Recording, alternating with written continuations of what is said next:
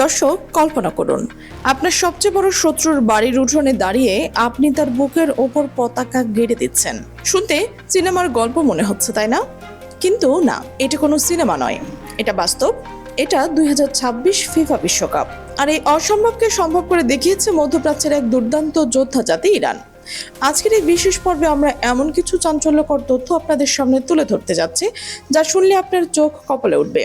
আজকের বিষয় শুধু ফুটবল নয়, আজকের বিষয় হলো একটি জাতির আত্মসম্মান, একটি দেশের অদম্য লড়াই আর বিশ্বের সবচেয়ে শক্তিশালী রাষ্ট্রের নাকের ডগায় বসে সেই লড়াইয়ের বিজয় কেতন ওড়ানোর এক অবিশ্বাস্য কাহিনী।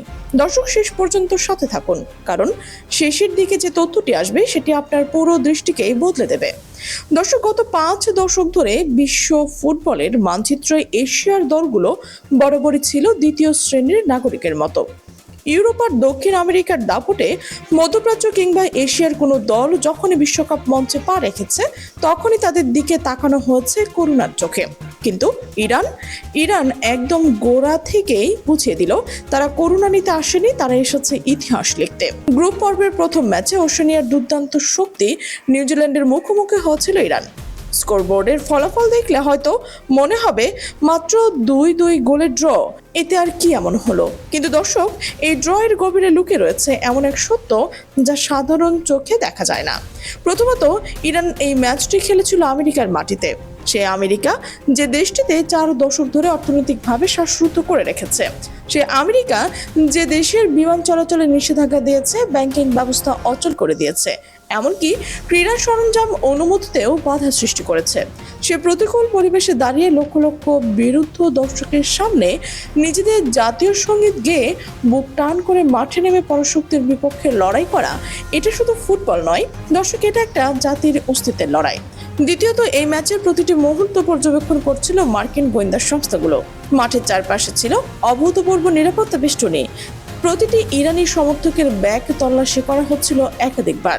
এমনকি ইরান পতাকা নিয়ে প্রবেশের ক্ষেত্রেও জটিলতা তৈরি করা হয়েছিল বলে একাধিক আন্তর্জাতিক সংবাদ মাধ্যমে খবর প্রকাশিত হয়েছে।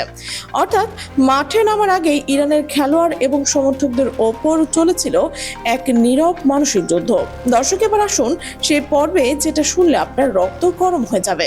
খেলা শেষ হওয়ার পর স্বাভাবিক নিয়মে যে কোনো দল মাঠে কিছুক্ষণ থাকে, সতীর্থদের সাথে আনন্দ ভাগ করে নেয়। কিন্তু ইরানের ক্ষেত্রে ঘটলো সম্পূর্ণ উল্টো ঘটনা।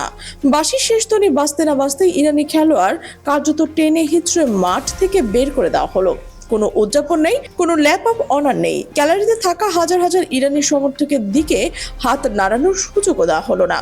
তাদের দ্রুত বাসে তোলা হলো এবং সরাসরি নিয়ে যাওয়া হলো পরবর্তী গন্তব্যের উদ্দেশ্যে। যেন তারা কোনো ক্রীড়া দল নয়, যেন তারা কোনো অনাকাঙ্ক্ষিত অতিথি যাদের যত দ্রুত সম্ভব বিদায় করতে হবে।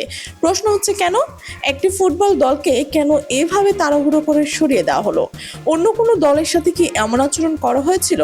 ব্রাজিল, আর্জেন্টিনা এবং জার্মানির সাথে কি কখনো এমন ব্যবহার করার কথা কেউ কল্পনাও করতে পারবেন? দর্শক, উত্তরটা পরিষ্কার।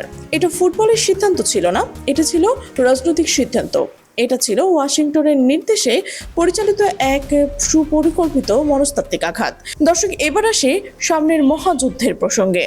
ইরানের দ্বিতীয় ম্যাচে প্রতিপক্ষ ইউরোপের অন্যতম ভয়ঙ্কর শক্তি বেলজিয়াম।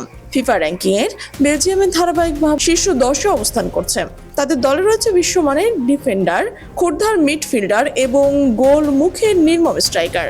কাগজে কলমে এই ম্যাচে ইরানের জেতার সম্ভাবনা কম, অন্তত পশ্চিমা বিশ্লেষকরা তাই বলছেন। কিন্তু ফুটবল কি কাগজে কলমে খেলা হয়? 1966 সালে উত্তর কোরিয়া কি কাগজে কলমে ইতালিকে হারিয়েছিল? 2002 সালে দক্ষিণ কোরিয়া কি কাগজে কলমে সেমিফাইনালে উঠেছিল?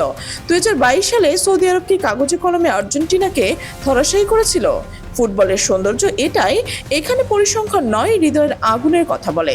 আর সে আগুন এই মুহূর্তে ইরানের প্রতিটি খেলোয়াড়ের বুকে জ্বলজ্বল করছে। ফুটবল কৌশলবিদরা বলছেন ইরান এবার ম্যাচে সম্পূর্ণ নতুন এক রণকৌশল নিয়ে মাঠে নামতে পারে। প্রথম ম্যাচে তারা যে কম্প্যাক্ট ডিফেন্ড এবং শুধু কাউন্টার অ্যাটাকের কৌশল দেখিয়েছে, এবার তারা আরও আক্রমণাত্মক হতে পারে। কারণ তাদের কোচ জানেন এই ম্যাচ শুধু ড্র করলে চলবে না, জিততে হবে। আর জিততে হলে ঝুঁকি নিতে হবে। বেলজিয়ামের ডিফেন্সিভ লাইনে যে ফাঁক ফোকর রয়েছে, ইরানের দ্রুতগতির উইঙ্গাররা সেটাকে কাজে লাগানোর পূর্ণ সক্ষমতা রাখে। আর মিডফিল্ডে যদি ইরান আধিপত্য বিস্তার করতে পারে তাহলে বেলজিয়ামের আক্রমণাত্মক অনেকটাই ভোঁতা হয়ে যাবে। দর্শক, এবার আসে সেই গভীর প্রশ্নে, যেটা আজকের পুরো আলোচনার মূল কেন্দ্রবিন্দু। ইরান দলের ম্যাচ বলতে কোনো নিরাপত্তা ব্যবস্থা 3 গুণ বাড়িয়ে দেওয়া হয়। কেন তাদের হোটেলের চারপাশে সশস্ত্র প্রহরী মোতায়েন করা হচ্ছে? কেন তাদের অনুশীলন মাঠের সাধারণ মানুষের প্রবেশ পুরোপুরি বন্ধ করে দেওয়া হয়? কেন তাদের প্রতিটি পদক্ষেপ উচ্চ প্রযুক্তির ক্যামেরায় রেকর্ড করা হয়? এর উত্তর খুঁজতে হলে আমাদের ফুটবলের বাইরে গিয়েও ভাবতে হবে। আমেরিকা এবং ইরানের মধ্যে যে দীর্ঘমেয়াদী দ্বন্দ্ব চলমান, তা কেবল রাজনৈতিক নয়, এটি সভ্যতার সংঘাত, ক্ষমতার লড়াই এবং আধিপত্য বিস্তারের প্রতিযোগিতা। ইরান মধ্যপ্রাচ্যের এমন একটি দেশ যে কখনো আমেরিকার সামনে মাথা নত করেনি। পারমাণবিক ইস্যু থেকে শুরু করে আঞ্চলিক রাজনীতির প্রতিটি ক্ষেত্রে ইরান নিজের অবস্থানে অটল থেকেছে। আর এই অনমনীয়তায় আমেরিকার চোখে ইরানকে সবচেয়ে বড় হুমকি হিসেবে চিন্তা করেছে। এখন যখন সেই ইরান আমেরিকাকে আয়োজন করা বিশ্বের সবচেয়ে বড় ক্রীড়া উৎসবে এসে দাপিয়ে বেড়াচ্ছে, গোল করছে, লক্ষ কোটি দর্শকের সামনে নিজেদের পতাকা উড়িয়েছে, তখন ওয়াশিংটনের পাওয়ার করিডোরে যে একটা অস্বস্তিকর নীরবতা নেমে আসছে, সেটা তো স্বাভাবিক। মার্কিন গোয়েন্দা সূত্রগুলো থেকে প্রাপ্ত তথ্য অনুযায়ী ওয়াশিংটন উচ্চপদস্থ কর্মকর্তারা আশঙ্কা করছে যে ইরান এই বিশ্বকাপকে একটি প্রচারণার মঞ্চ হিসেবে ব্যবহার করছে। প্রতিটি ম্যাচ জয়ে বা ভালো পারফরমেন্সের জন্য ইরান বিশ্ববাসীর কাছে একটি বার্তা পৌঁছে দিচ্ছে, দেখো, আমাদের উপর যত নিষেধাজ্ঞা চাপাও, আমরা ভেঙে পড়ার মতো জাতি নয়। এবার এই বার্তাটি আমেরিকার জন্য সবচেয়ে ভয়ঙ্কর, কারণ এই বার্তা শুধু ইরানের নয়, এই বার্তা পৃথিবীর প্রতিটি নিপীড়িত জাতির, প্রতিটি অবরুদ্ধ দেশের, প্রতিটি সংগ্রামী মানুষের। দর্শক, এবার একটু থামুন এবং ভাবুন, ইরান যদি এই বিশ্বকাপে গ্রুপ পর্ব পার করে নকআউট পর্বে যায়, তাহলে কি হবে? পুরো এশিয়া এবং মুসলিম বিশ্বের মাথা উঁচু হবে। বিশ্বের প্রতিটি কোণে যেসব মানুষ পশ্চিমা আধিপত্যের বিরুদ্ধে নীরবে ক্ষোভ পুষে রেখেছে, তাদের বুকে আশার আলো জ্বলে উঠবে।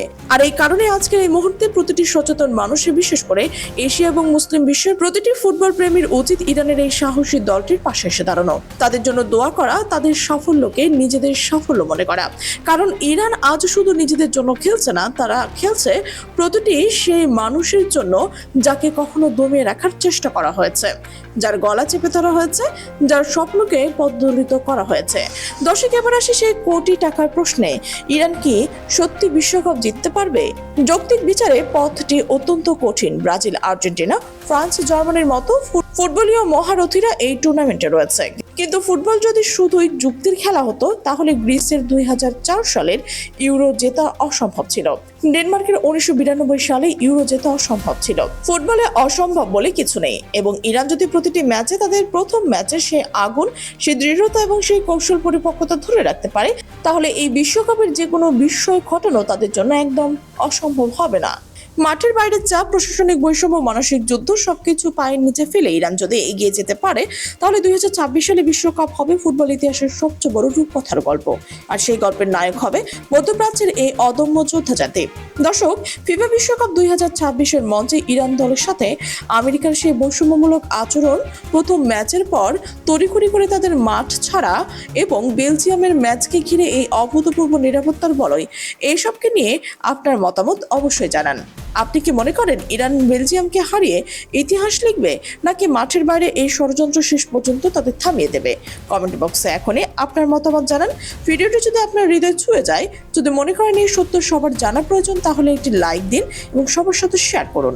2026 ফিফা বিশ্বকাপের প্রতিটি ইনসাইড স্টোরি, ব্রেকিং নিউজ এবং গভীর বিশ্লেষণ সবার আগে পেতে চ্যানেলটি সাবস্ক্রাইব করুন এবং পাশে থাকা বেল আইকনটি ক্লিক করুন। দর্শক, আল্লাহ হাফেজ। পরবর্তী ভিডিওতে আবার দেখা হবে।